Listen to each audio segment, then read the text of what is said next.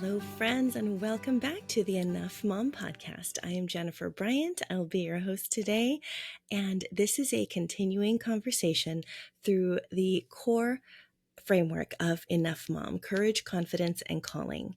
We're continuing our conversation with my good friend, Lisa Michelle Jones. She is a delight to have on this podcast, and she offers so many wonderful insights for mothers, homeschooling mothers.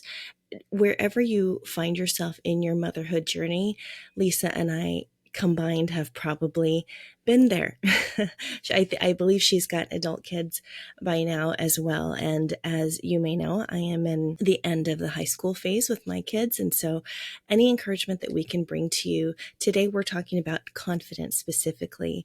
And as the last episode was about courage, when we go into confidence now, we are emphasizing really the choices and what kinds of obstacles keep us from making confident decisions when we feel like we're just going to do it wrong. Enough Mom is all about, well, what do you think you're going to mess up? What are you most concerned about? What could you be most afraid of that's not allowing you to move forward confidently as a mom? And really just how to rest in your own decision making. Before we get into the episode, I want to highlight a new resource I have just for you. It's called the Dream Reconnection Journal. If you have ever felt like you've lost touch with your dreams, your desires, maybe it's your goals, but I know that as a mom, when we start to take on so much responsibility for caring for tiny humans, we tend to forget about what we actually love to do, even if it's as simple as going for a run or swimming or hiking or crafting or anything like that. Maybe it's something much more exciting and adventurous. I don't know. I love my adventurous friends because they get me out of the house. When you can reconnect with what you really love to do instead of what you feel like you just have to do every day, it sort of opens up a whole nother mindset. What I've done is I've taken basically just questions based in many different psychological theories, and I've put the questions into 7 different rooms. So it's like you and I walking through 7 rooms of a house and sitting down and going, okay, tell me about what you used to love at this age, and then we'll go into a series of questions that just sort of just opens up your imagination, and it gives you time to think about what you actually love, to reconnect with who you actually are. Because mama, you are a whole person apart from your partner, apart from your children, and getting back to you is one of the very cool steps that will help you step in to a more confident mindset. So pick up my Dream Reconnection Journal. You can get it in the links in the show notes. In fact, after my podcast this morning, I'm going to be walking a friend through the next environment in her dream journal. So eventually I will offer one-on-one coaching sessions in dream journaling. And eventually, this is like a dream of mine, is to have a retreat for women, for mothers to reconnect with themselves. And we walk through all this in a weekend together. So keep on listening for that, because I hope to put that together very, very soon. Here we go. This is episode 106, Putting on Confidence, with Jennifer Bryant and Lisa Michelle Jones. Hey, Jen, I'm so excited to be here with you again today. And hopefully I have my confidence game on today. Hopefully I am confident, right? I mean, It's kind of like, this is a game. Like, this is our step of confidence to get together and record this. I mean, so so yeah, true. check that box for me. Yeah. Gosh, it's so true. It's almost like putting on clothes, right? Mhm. Like, it's like a daily, am I going to put on my confidence outfit today, my wardrobe? I just think about it like that. Like, it's literally something like we have to put on. And like we talked about in that last episode, choosing. Yeah. Yeah, it is a choice, isn't it? And at first I used to think of it like fake it till you make it, right? Like you have to put on a mask, you have to put on clothes. I mean, but that imagery is, I think, so much more practical. Like, it's relatably practical to, you have to just choose to oh, okay, I'm going to do this thing, even though it doesn't feel natural. I run into so many folks nowadays who have this debilitating anxieties, like social anxiety, doing hard things, anxiety. And, I believe there are legitimate diagnoses out there, and you cannot sweep everyone and say, oh, it's all in your head. That would be pretty unkind. But to say, well, some of this is natural. Like let's first put ourselves in a place to identify what are going to be natural anxieties when you step into unknown places, right? And then after that, what is holding me back from doing life at all, despite all the things that I've tried to overcome that. So today we're going to try to give you some tools to overcome some pretty common mom problems. Absolutely. And you said such a key word there was debilitating, because those things can be debilitating when we let them. But the 6 inches between our ears here is very powerful. And what happens is we grab a hold of that and we just keep playing it on repeat, and we just get more of the same. And so that which you focus on, you will get more of. And one of the quotes that I love has become a motto in my life. I'm not saying I always do it perfect, but the fact that action actually cures fear. And Joyce Myers says, do it afraid. Do it. And it's so interesting. It's like when you take that first little step, I mean, it starts to dissolve. Does it all go away? No. Will it ever all go away? No. It doesn't matter how good you, like, we all deal with the fear and anxiety, like you were just saying, and it won't ever completely go away. But something about that first step, and then it's like domino effect. It's so true. And I believe you have probably more experience in this area, I would guess, because you are a trainer. You're a personal trainer. Tell us about that again. What you bring to the table when Yeah. it comes to exercise. Okay, yeah, I would love to. So my degree, to answer your question, is in exercise physiology. And most people go, What did you just say? What's an exercise physiologist? It's not a common term. So my degree is also falls under the umbrella of sports medicine. And so there's a couple different categories there, but one of them is exercise physiology, also known as exercise science. You may have heard that.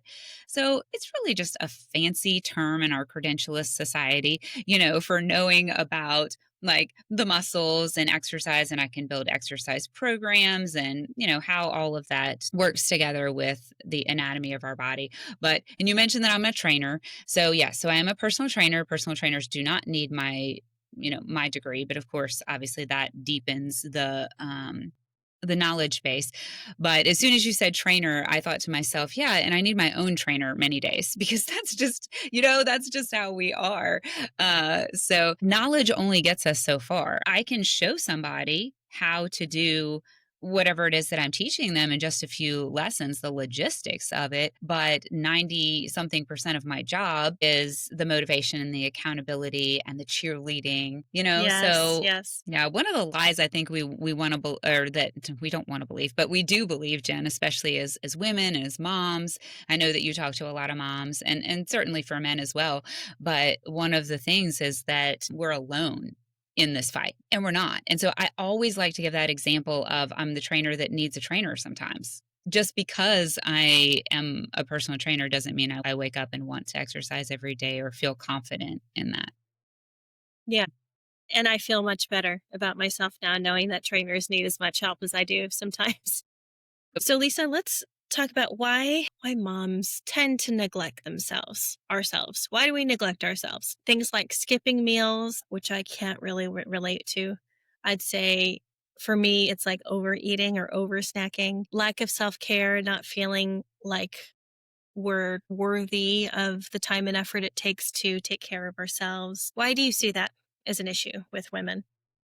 Yeah, well, an issue that I have definitely dealt with myself and still do sometimes. I know one of my boys said, he came home the one day and I said, like, he's home from, it was in the afternoon. It was late in the afternoon. And I said, oh, I forgot to eat lunch. And he goes, you say that all the time. I'm like, gosh, okay, I need to fix that. But I say it with this surprise, which is interesting to me because clearly I haven't recognized that it's a problem, or it's like cognitively I know the thing, but then, have I gotten it to the point where I can do something about it? If that makes sense. But yeah, so the skipping meals or eating unhealthy, sugary things, because that's what we tend to go to too.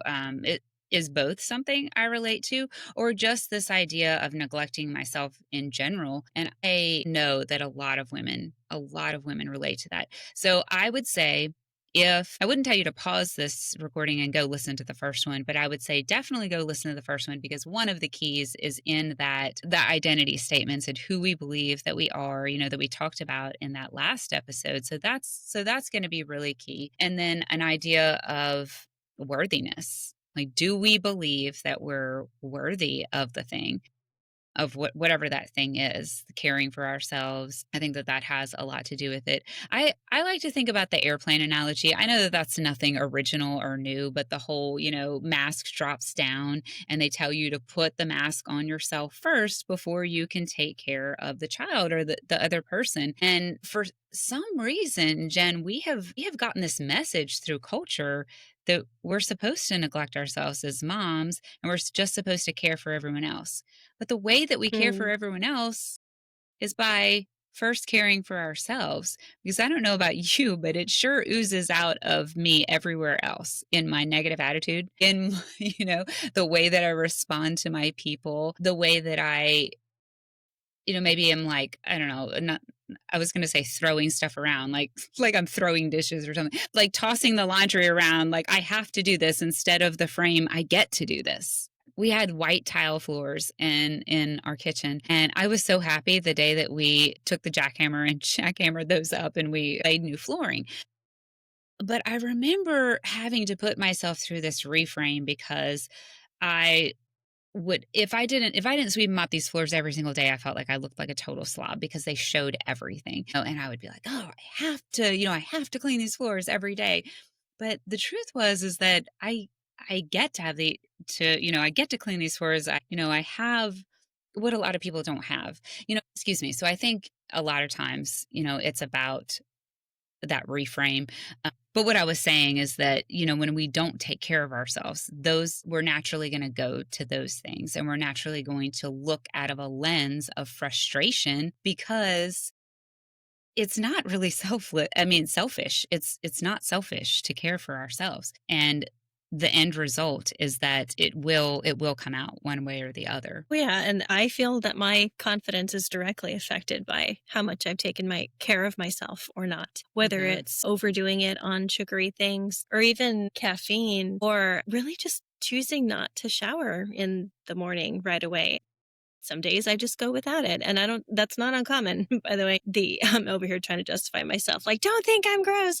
Like, Yeah, no, no, I'm that's nodding my head because I was like, is she only going to say in the morning? Because some days I'm like, wait, how many days has it been? And so that's why I was like, is she only going to say in the morning? no, I mean, who was it? It was Ashton Kutcher and Mila Kunis who got major backlash in the media for saying that they don't shower, they don't make their kids shower every day. And I'm like, that's kind of normal, guys. Like, Yeah. why are they getting I think I heard that. flack for that? Yeah. So, but whatever. I mean, I don't feel like flossing. I don't feel like brushing my teeth. What else don't I do to take care of myself? When it just, everybody has their thing, right? And for me, it's, For sure. it's affected by like the temperature, the, how arid it feels outside, and just my mood. When I stay in my workout clothes for most of the day, I feel less productive or less capable of being the type of productive I want to be. But when I actually make an effort to put myself together sooner in the day, it totally affects my confidence. I mean, Yes. listeners, tell us in the comments. Tell us if you can relate to this at all, or else we'll just stop podcasting right now and go live our nasty, dirty lives. Without showers. That's great. Yeah. Oh my gosh, Jen. Yeah, 100%. Oh my gosh, I relate to this so much. So, especially the staying in workout clothes. And I must tell you, I still fight this battle, off and on. And, I mean, it's like, that's kind of the thing. I always tell people it's like, I don't know that I'm an expert in anything necessarily. It's like it's a journey. It's a steps of growth or whatever. But getting back to the workout thing. So even as a trainer, I would often feel like I was living my life in workout clothes because trainers often have clients in the morning and then clients in the evening, especially when working in gyms. I don't work in gyms so much anymore, especially since COVID, and I tend to do a lot of things online. But even without being a trainer, okay, so let's throw that out. One of my best examples of what you're talking about is that I would stay in workout clothes all day waiting to work out because I hadn't figured out when it was that I was going to work out. There was so much shame that came with just that one decision or no decision. You could say that that was a decision or you could say it was a non-decision, right? Right. But yeah, I would feel less productive, and then I would shame myself because I hadn't figured out when to work out, and then I would get to the end of the day sometimes and my energy would be gone and I wouldn't wanna work out, and so then I would be like, well, I've seen reels like this before. It's kinda like the it's sorta like the give a mouse a cookie or give a mom a cookie, but it's a similar analogy. But it's like, okay, well, I'm still in workout clothes, so I still wanna work out, but I need a shower. But then if I take a shower, then I got to do all the things for my hair. Well, I'm only doing that once and I'm only going to do hair and makeup once. So then the cycle repeats. So then I'm like, so I would text my friend and she'd be like, "Are we going for a run tomorrow?" And I'm like, "Well, I hope so because I've been in the same workout clothes with greasy hair and whatever all day for nothing, for nothing. So I'm not taking a shower because I'm going to work out tomorrow." I mean, like, Right. so, Right. Except you might need to sleep next to your husband. And that is a dilemma too. And it's like, should I shower now? Should I? No, I don't even care. No, he loves me. It's fine, but yeah, it's this talk about this mental battle. Man, mm, I go back and forth with this all the time, especially because I have curly hair too. My hair is actually straight. If you're looking at me right now, this is my hair straightened, but then it curls up. really? My hair is actually has more ringlets naturally if I just scrunch it or Yes. whatever. So thinking about the energy that it's going to take to do my curly hair or to straighten it if I feel like it being straightened, I'm like, all of those things factor in. My husband never has to think about that. He just got to get himself clean because he looks the same no matter what. You're so handsome, babe, if you're watching this. He looks the same no matter what. And Right. it takes so many more little decisions for me to decide Mm, how I'm going to care for myself. So sometimes mm, I would venture to say, Lisa, it's not the fact that I don't feel worthy or like I'm in such a depressive state that I'm not gonna take care of myself. It's not that we think that less of ourselves. It's just that we think of all the extra work that's going into what it takes to care for ourselves. Why does it take that much extra work? Then I think, am I just really high maintenance? Or am I just am I overthinking this yet again? And some days it's just like, no, I just need to feel clean. And that's my only goal is to feel clean. And whatever I do with my hair after that is in God's hands, really. Like the right, rest right? just needs to be done. But I tell you what, our confidence set is directly connected to how we feel in our own skin, in our own bodies, whether we have makeup on or not. I think we still need to ask ourselves, am I doing this or not doing this or staying in this difficult spot because I don't believe I'm worthy of more? And it kind of tends to come down to that question. If am I not worth the time or effort it's going to take to actually feel good?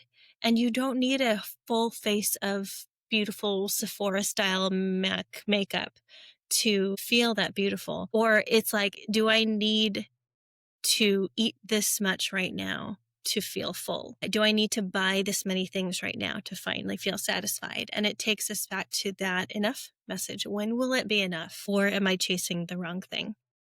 Yeah, that's true. And we talked last time about that enough line just keeps moving. We can never reach it. So it's not the goal. And I love what you said there about all the little decisions that add up.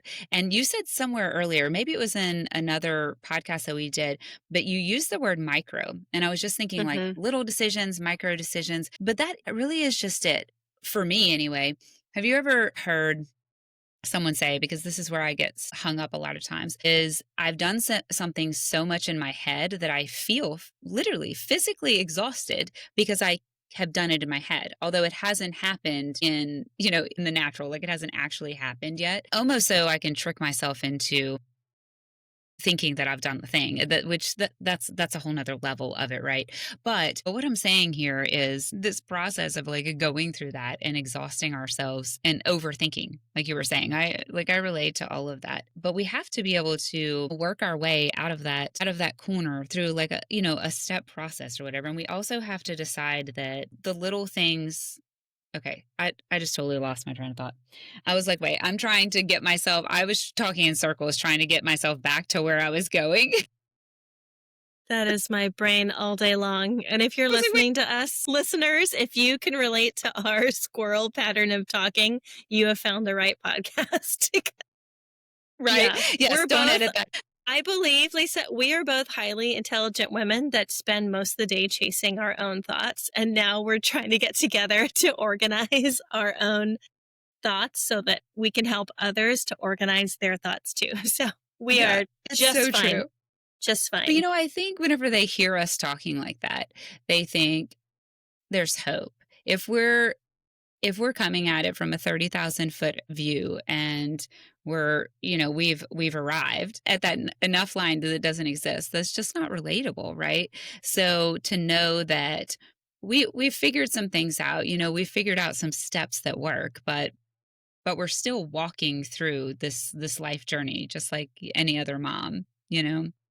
We are. So We are. yeah, so I love that. But going back to the whole confidence thing and the worthiness, it's like our confidence when we look, I think too with the rise of social media, like when we look at the endless scroll and we look at the things that culture tells us that we're supposed to be, it's clear that the message is we're supposed to be a lot of things. We're supposed to be all of the things. And I think that causes like this cognitive dissonance, right? And it causes this mental overload and it causes this decision fatigue like we're talking about because we don't even want to get in the shower sometimes because it's too many little decisions, let alone we're looking and scrolling. I know for me, like someone who has dealt with a lot of comparison issues over my life, and in doing what you and I do, we have to do content creation. And I'll be scrolling through social media to look for ideas. And the next thing you know it, I'm in a pit of despair because of all the things I'm not. Yes. Right. Right.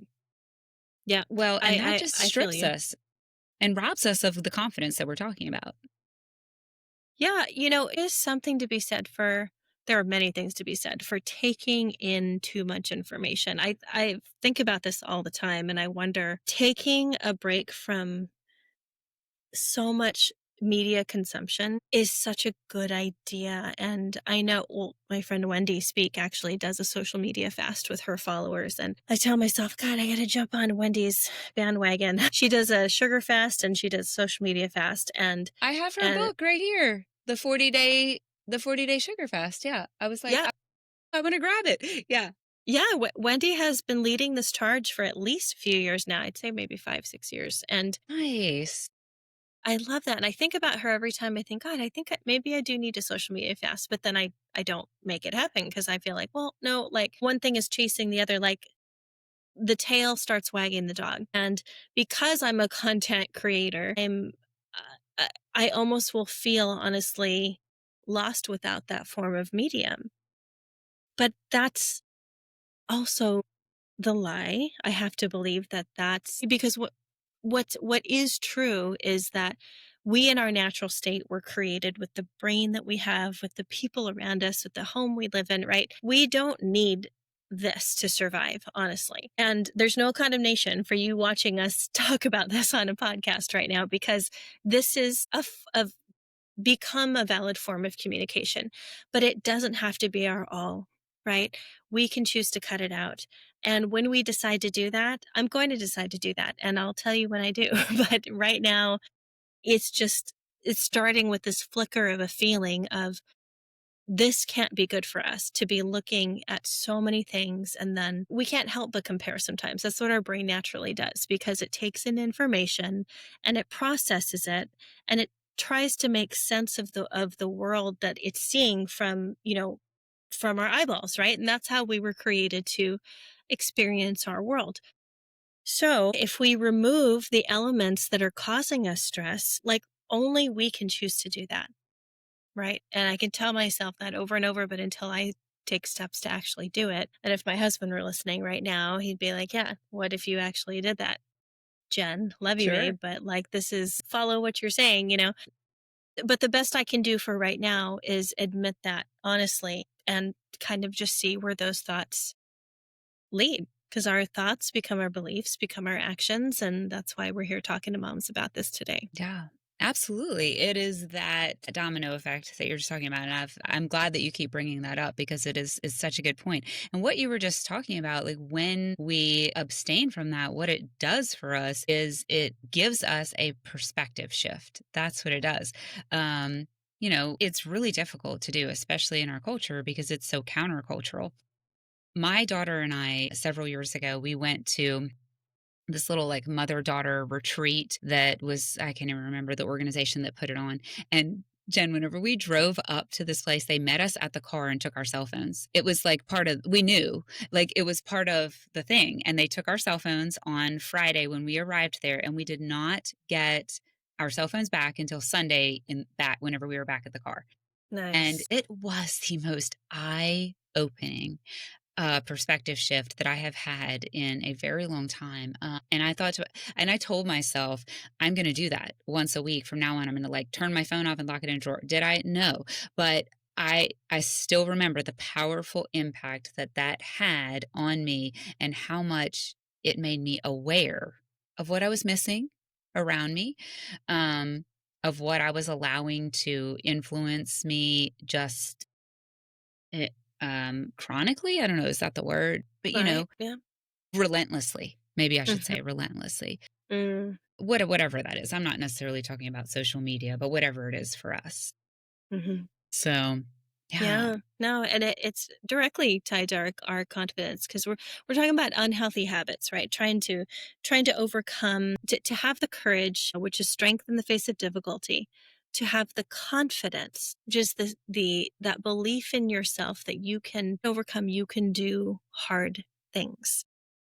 The Bible says in Proverbs 18:21, death and life are in the power of the tongue. And as you were talking about in the last episode, Lisa, that if we say things like, I don't want to be late, right? You kept saying to yourself, I don't want to be late. I don't want to be late. And you kept being late.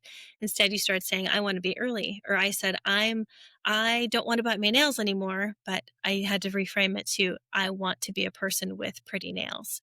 And finally, we can get ourselves to that point by believing that, wow, our words have power, especially the words we say to ourselves, and we can reframe. We can stop saying, I'm so busy or I can't do this, and start affirming, okay, God equips me for today. I can take this one small step, do this one small thing, and it can be enough. I don't have to chase my own inflated expectations for myself based on social media or based on the shoulds I put on myself or based on whatever we base our decisions on. We can be confident for today by putting on that clothing, putting on confidence and going, okay, I'm not trying to fake it. I'm just trying to wear the uniform that reflects the person I'm trying to be. Not faking it. I'm trying to go forward in confident belief in myself.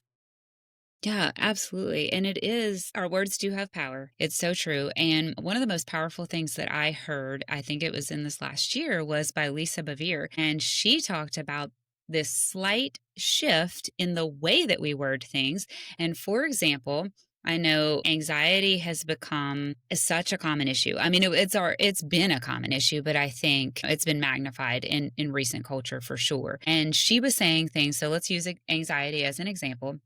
Instead of saying, I have anxiety, or, Mhm. okay, so let's just use that. She says, I am struggling with anxiety. I mean, huge, huge shift there.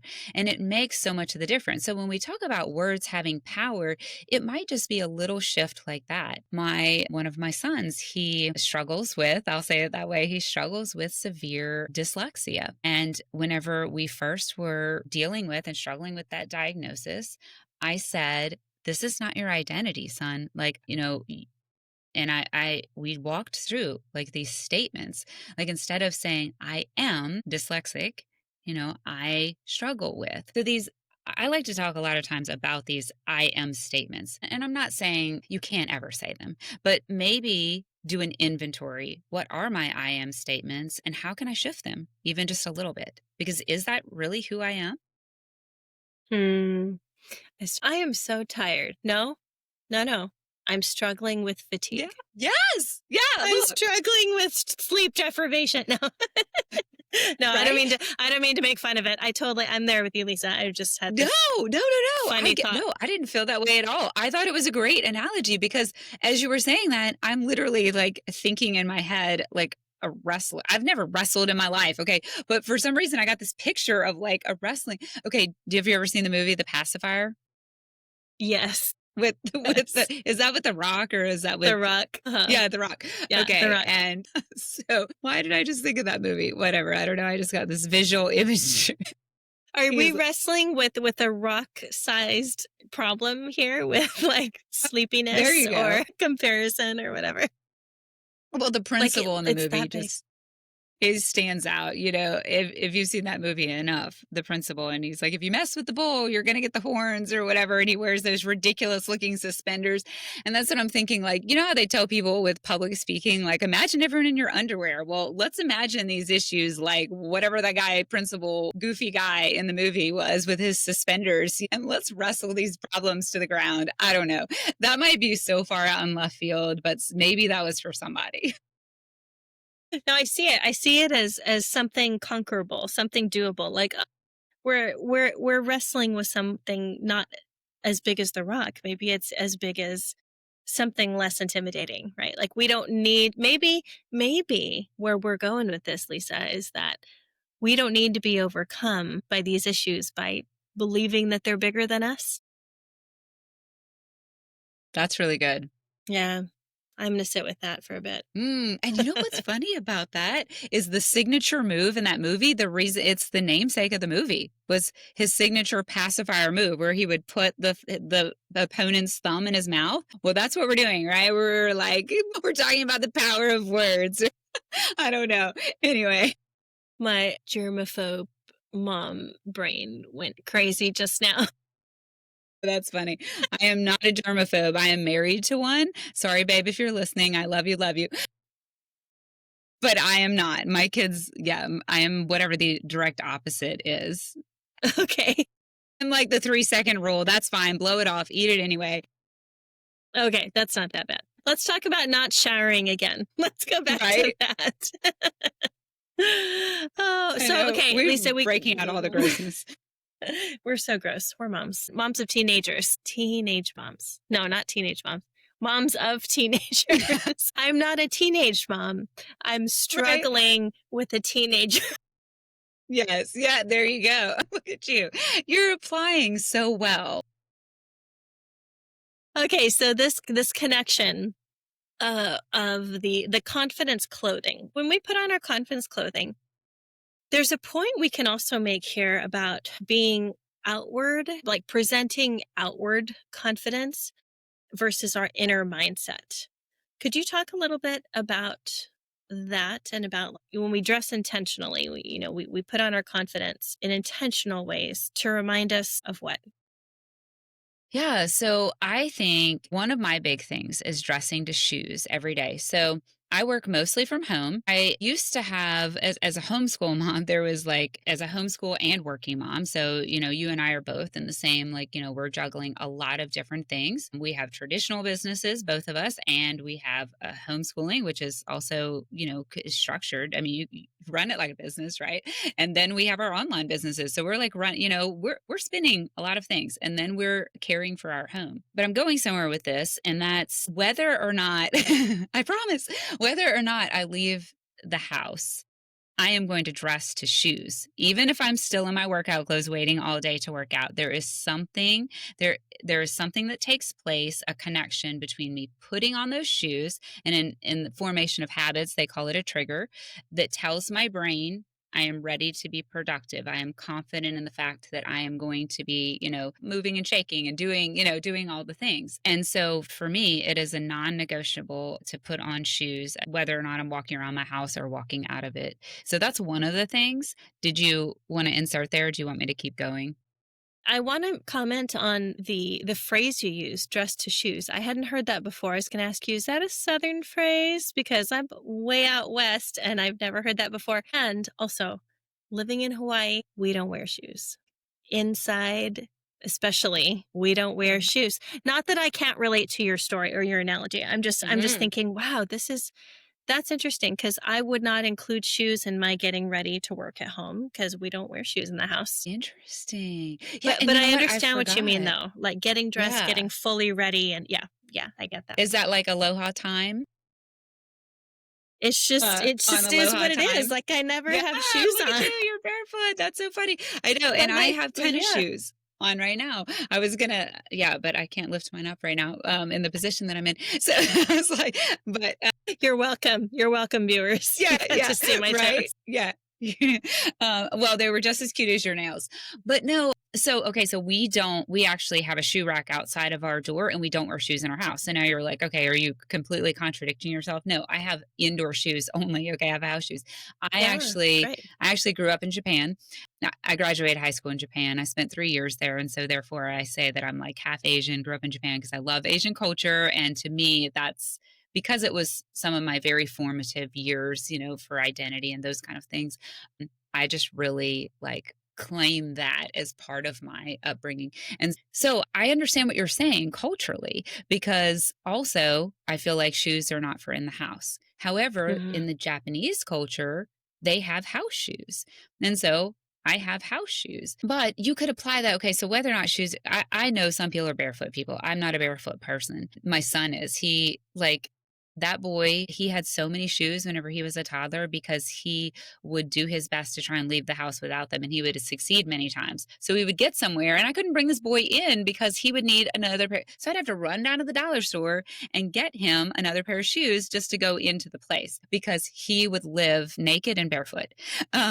So I get it. So if shoes aren't your thing, but the way that you can relate that to something else, there's so much science behind this. There's so much research, like psychology wise, between the connection of the way that we feel, our mindset, and our actual productivity, and the way that we're dressed. I mean, it's clear, like backed research and science based. And so I think it ties in so well, Jen, to the whole identity talk that we've been having.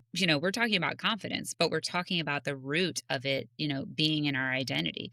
And so are you dressing for who it is that you believe you are, or are you dressing for the person that I don't want to say that you want to become, or like it's not the fake it till you make it. Just like you were saying, I dislike that. Although the Bible says to call those things that aren't as though they are. And so the fake it to make it is not necessarily the best way to frame it, but there is some truth in it because of all the things this all ties together. So like the words that we speak over ourselves, call those things that aren't as though they are. So we are calling out the person that we're called to be by God, that we're designed to be, that we're gifted to be, because there's always an opposition against that. So whether it's these affirmation statements or the way that we're clothing ourselves, all of these things are going to tie into our confidence in walking in that calling. Does that make sense? Yeah, absolutely. As you were talking, I was like, I know I've heard another way, a more positive way to say fake it till you make it. And if you're listening, you probably already said this to yourself, but I Googled it really fast. Yeah, It says, I was trying to think of it. yeah, there's one that says face it until you ace it. Face it till you ace it. Be it until you see it. Learn it until you earn it. I love it. I actually like there are other all ways of those. Yeah, they're fun, right? So the face it until you ace it kind of goes along with what we were talking about, facing the fear, do it afraid, action cures fear. And the learning one, that's very, I think those are solid. Yeah. There's one more. Believe it to achieve it. Yeah. Mm-hmm. And it's not about putting on a false front. It's about just, our beliefs, right? Our thoughts, our beliefs are powerful. And so, Exactly. taking action. I love how you talked about it in the last episode. Trust is the action word of faith, right? That we have to move forward. We have to do small things, and it gains us momentum. Whether it's a little project that we're procrastinating on starting, or it's just taking a small step in the direction of the person you want to become. Very practically, putting on clothing can also serve as a personal metaphor for putting on the confidence that you want to have today. And I tell you, the days that I actually do my hair and makeup, or at least my makeup, even if my hair is like wet and put up or whatever, I can do makeup and feel confident about, okay, I'm going to go on camera today. I'm going to record little snippets for social media and share just one truth that I've been learning about recently, or something else having to do with enough, or just to ponder something. Not that I can't do that without makeup, but it's just a different game. It's how you see yourself, and it matters. It matters. How you see yourself matters more than how other people see you.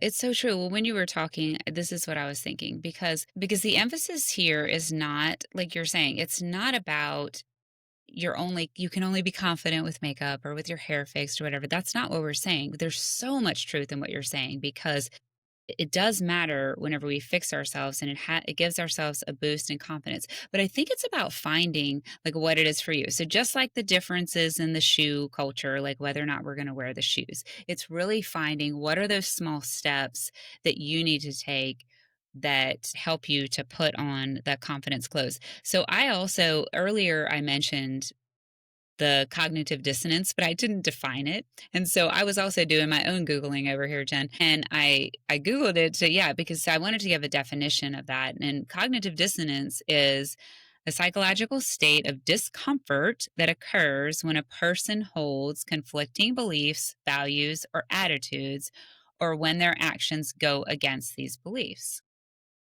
So in other words, we're going to experience this almost like a split, right, within ourselves Hmm. between like what we think is expected of ourselves, whether it's culturally or in the culture of our family, in the bigger culture, or within ourselves, and then who we actually are. And so I think the goal that we're talking about here, one of the goals is in taking these micro steps, you're just trying to get like one, if you're an accountant, which I am not, there's something that they do every month called reconciliation. You're trying to get it to match. That's what we're trying to do. We're trying to reconcile the two, we're trying to get them to match. And ultimately, we're trying to get it to match to who God created us to be. This sweet alignment takes place because He's called you to be one thing, and culture is trying to call you to be another. And so, when you walk in that calling, which is where we're going with all of this, right? Then you are going to be, your most confident. Yeah, amen. So here at Enough Mom, we help each other to realize how to have the courage to be confident in our calling. And first, our calling is just being true to ourselves, who God made us, getting to know yourself enough to not be led around by more powerful people unnecessarily, right? It's like we can have the strength to stand on our own 2 feet, and then the confidence to be mothers, to lead our children well. We're natural leaders, and I know, Lisa, you're big on leadership and understanding the elements of leadership, but getting the confidence to do difficult things or to change habits, especially for ourselves, that takes us into the next step or into the next season of our lives is so important. So when we dress intentionally, even on the hard days, we do it to remind ourselves of our own worth. And then when we take practical self-care tips like hydration, let's drink enough water, please. I underestimate all the time how much enough water affects my body's function. And then moving more. Oh gosh, I was telling you before we started recording, I'm going to say it here too. I have never moved as much as before I got a dog. I've had my puppy dog for 2 years now. And having to walk him has been one of the best things for me to move. Otherwise, I'm pretty content being sedentary. And even doing this now, I'm like, I should be walking on a treadmill whilst recording a podcast. No, too far, too far. I walk my dog. And because I have a dog, I've met other people in the neighborhood who have dogs. And I now walk in the mornings with my friend who has a dog. And we've gotten to know each other. And it's lovely, and it gets me out 5 days a week at least. So it's been great to be able to give that really that gift to myself, even though I'm doing it for this animal that I love so much. But it's better for me. It's better. Yeah. And it gives me confidence because I get out and I move first thing in the morning, and I never did that before. Well, your trainer friend over here is cheering you on and so excited to hear that. I love that because really, Jen, what you're describing is what they talk about in habit formation of stacking, so when we want to create new habits, we stack things together. And so because you got a dog, it got you out to walk, and now you have these beautiful connections, and look at all these healthy habits you're doing, and you're probably drinking more water because you're going out for a walk. And so what happens, I am a firm believer in this. So I love that you came to this place because another cultural lie that we often believe, again, go back to asking yourself, why do you believe what you believe? Is that things happen in like that there's this thing called the quantum leap, that actually is a thing, and it's really not. I mean, so I'm saying that that's what we believe. We believe that things happen, they do happen suddenly, but it's because of the little things that were going on behind the scenes or under the surface is the reason why you see them suddenly. So there's a lie that a lot of people believe about that, but the truth is that it's the little things over time that add up to the big things. And so because you came here with health, I'm a firm believer, and it's not just because health and fitness is my niche and it's what I do and it's what I love, but the truth of the matter is that when we get those things right, like the other things will fall in place.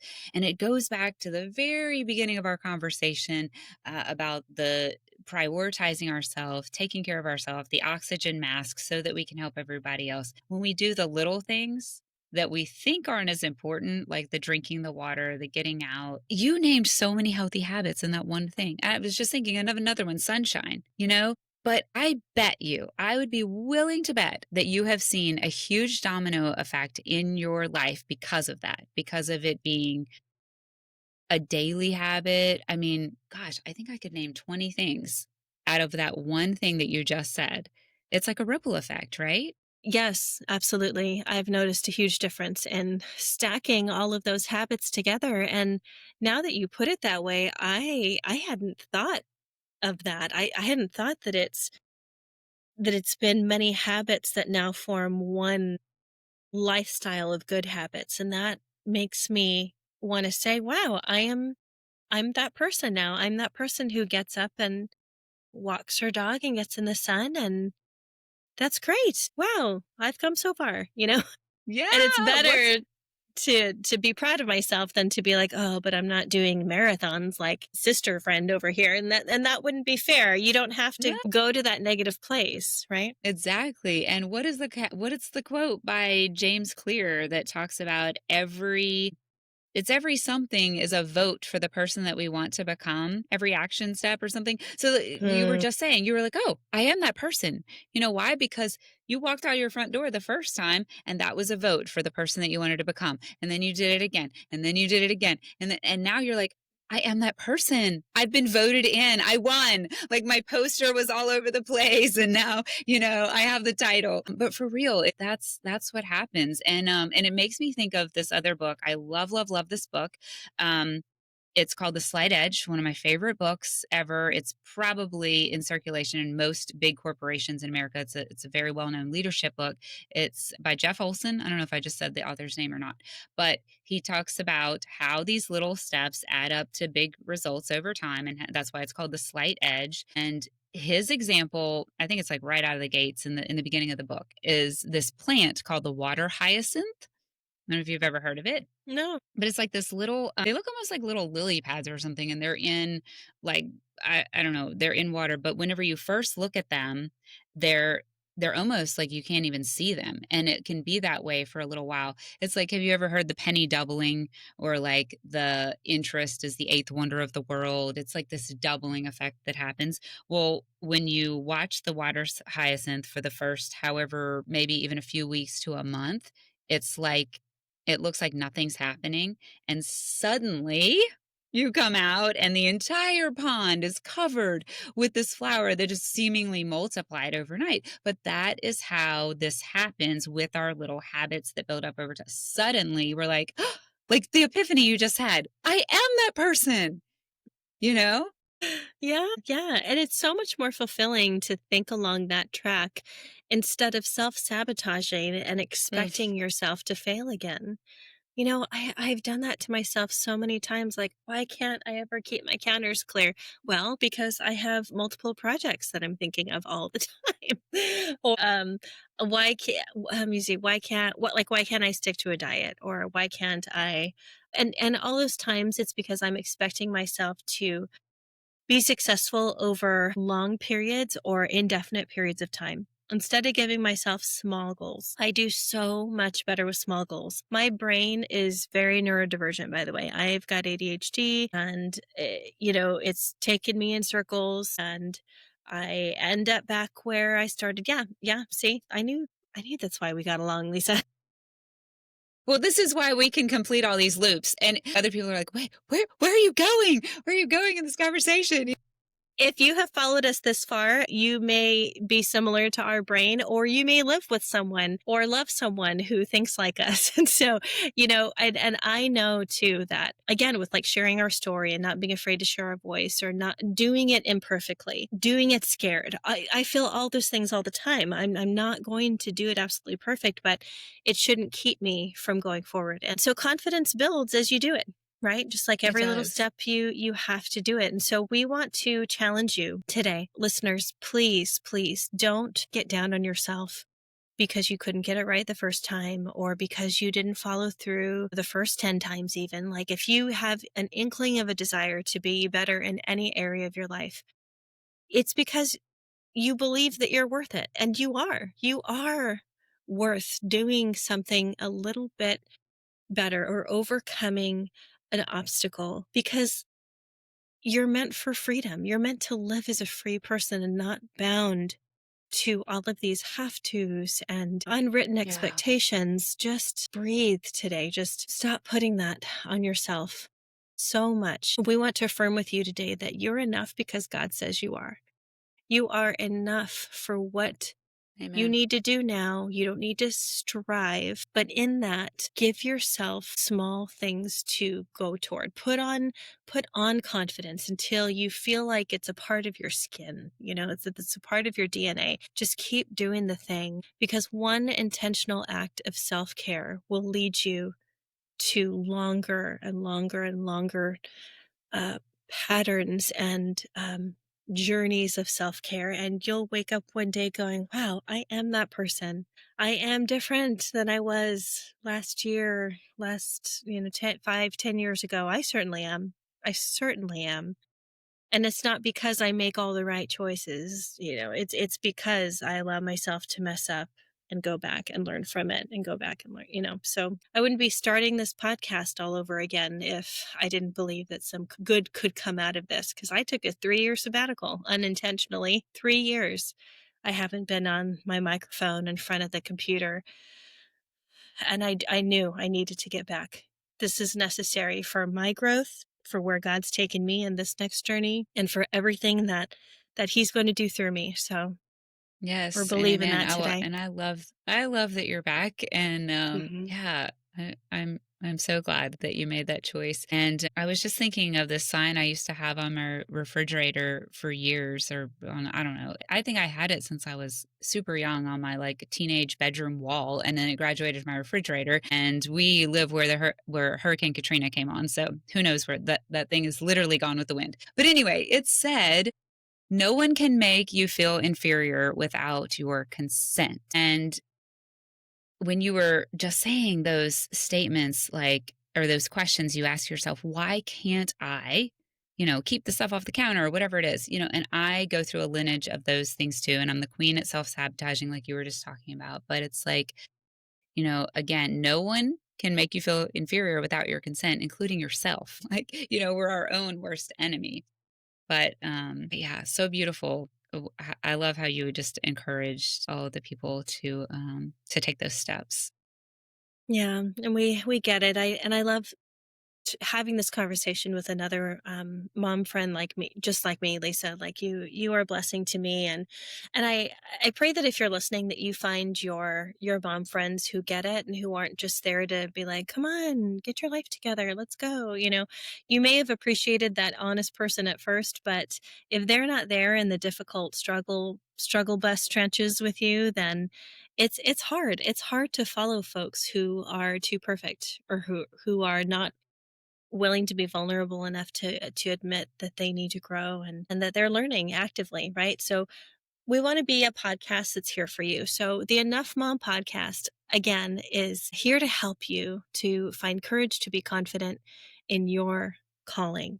So please, if you haven't liked and subscribed here, wherever you're watching or listening, please do so now and be ready to be inundated with encouragement. We'll have different offerings that'll come out soon. I'm finishing putting together my course called Retreat Yourself. It's the first time I've mentioned it in public, but it's called Retreat Yourself, a guide for women seeking solitude. So I'm teaching you how to mini retreats, micro retreats, and then longer weekend and longer retreats that you save up money for, right? Like how to retreat yourself into a place where you have time to sit and think and decide things and take care of yourself, even if it's for an afternoon at a coffee shop.